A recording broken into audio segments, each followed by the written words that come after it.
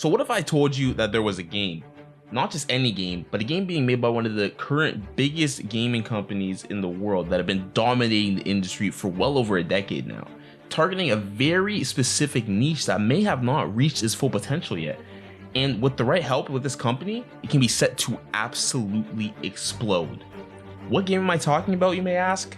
I'm talking about a game linked to one of the biggest esports games in the world. And what I'm talking about is formerly known as Project L, now known as 2XKO. Alpha playing test set to release on August 8th and playable until August 19th. So what I'm going to be going through is just a few of the many reasons on why I think this game is going to be absolutely insane and just change the scene completely. Later on, I'm going to be going over one of the most simple but impactful reasons supporting my claims and showing that this really can be happening. But Jinx, why in the world would this game explode and not any of the other many fighting games that are released every single year that are supposed to be good but vanish only within a few months of being released? But with this company's track record and promises, I believe this game will take over the FGC and permanently change it for the better. So what is 2XKO? So 2XKO is a multiplayer fighting game where not only can you take brutal losses from your friend who doesn't ever go outside, but you can play on his team, which is something you surprisingly don't see as much currently with many new traditional 2D fighting games. But other than that, 2XKO uses the universe from League of Legends and transforms it into a brand new world and brand new experience. So even if you're someone who has a happy life and fortunately has kept their sanity by not going anywhere near League of Legends, this game can still and will be for you, as there's nothing specific that you would need to learn before coming to this game. So you can just hop on, mash buttons, and enjoy yourself by picking whatever champion you think fits you best. And for the players who want to take this game more serious and potentially even competitively, we've been promised that skill ceiling, which will really make it worth when you dedicate the time to learning it.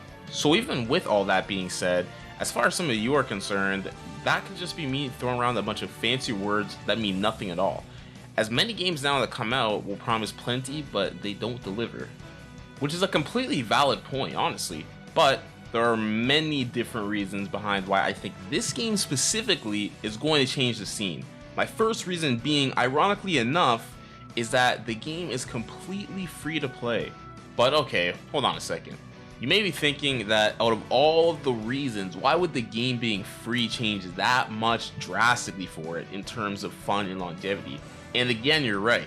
The game being free isn't going to be the sole reason at all that this game does good. But there's something completely different about fighting games compared to other games when it comes to being free, and that would be the typical consumer risk.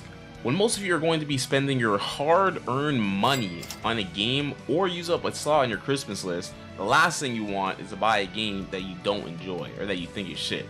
And if you aren't someone who's used to playing fighting games, you might get the game and be completely dog shit.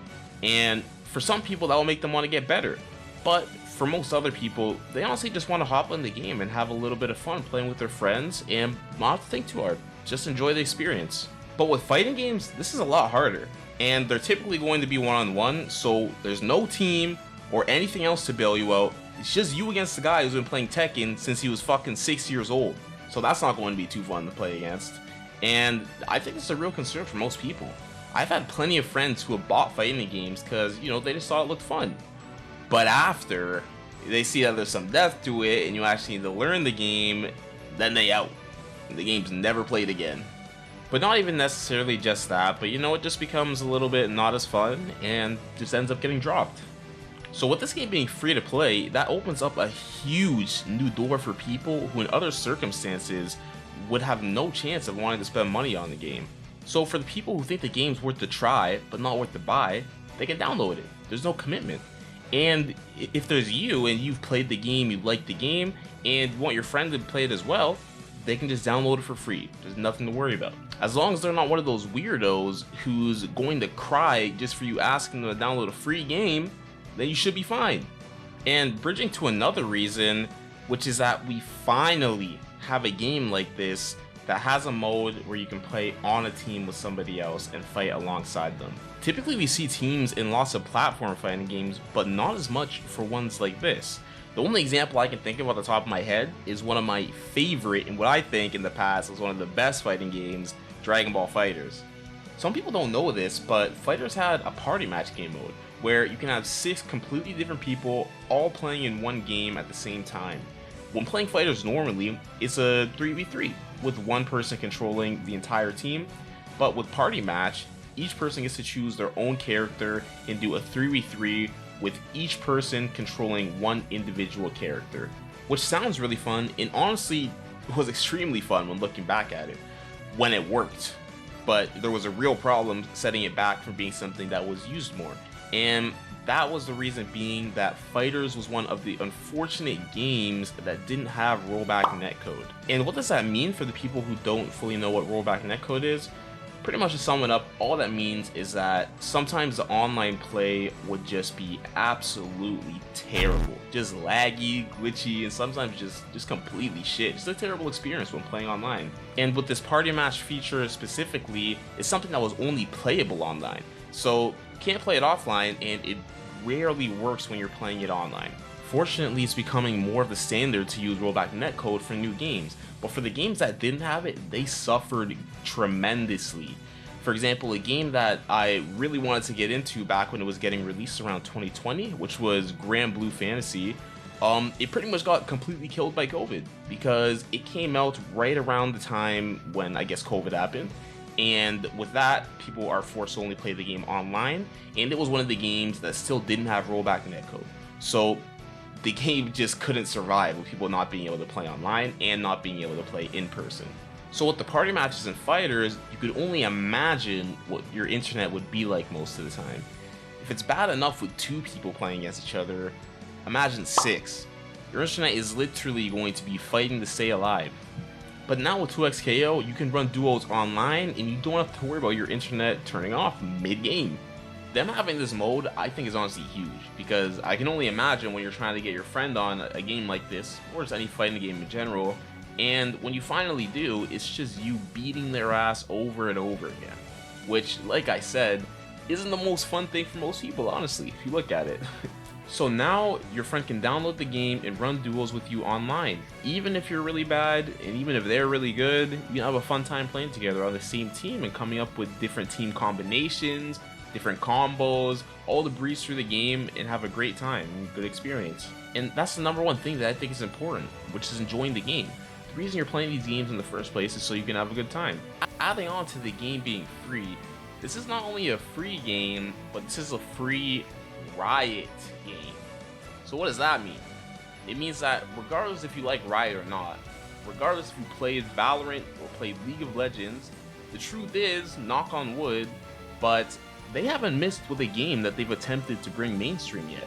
They seem to have mastered the perfect mixture between free-to-play and fun-to-play games, where you can still spend money on cosmetic things if you so choose, that won't affect the way the game performs. They just add a little bit more fun for people who want to spend the money. And for the people who could care less about it, they can play the game and have just as much fun and not have to worry about anything. The only 2 games that I believe Riot has really tried to push mainstream before has been League of Legends and Valorant. And from an objective standpoint, take a look at them. League of Legends has quite literally been out since fucking 2009 and is still not dead. Not only just not dead, but the game's thriving and being actively played and actively updated every single month. And just think about how long that really is for a game to be popular and still have a big player base and huge professional tournaments. Now on to Valorant. When Riot decides to take a step into the first-person shooter field, making a similar game to how Counter-Strike plays, they did an absolutely fantastic job, with Valorant still being one of the top shooter games played right now. So with 2xKO being the new big focus of Riot, I think they'll change the scene drastically. They've openly shown that they want the community's feedback all the time, and they really want to try and make this the best game they possibly can, and to fit as many people as possible. This will be accessible for the casual fun players, and the players who want to take this game a lot more seriously, maybe even competitively. The team in charge of this game right now sees the vision and sees the future of where they can bring not only this game, but where they can bring the fighting game genre as a whole. I've always been someone who's loved fighting games, but they've always been somewhat underground. And I'm sure everyone's heard of, some of the bigger games like say even Mortal Kombat, Tekken, whatever it may be, but those ones are not big at all compared to any of the other bigger games that are current, like shooter titles like Fortnite, Apex, or whatever it may be. They've always had their smaller community, which, don't get me wrong, that's completely fine, but they've never had that really huge breakthrough that's pushed it to be, a go-to genre for the average person to be playing. Competitive-wise, Riot does seem to support their games. In the fighting game scene, there aren't too many games that are heavily supported by their companies. I mean, take a look at Smash. Nintendo is literally trying their absolute hardest to kill the competitive scene for that game. But with Riot's track record, I have high expectations, honestly, for what they're going to do with this game. And for what else I want to bring up is the endless potential of the roster that they have because of League.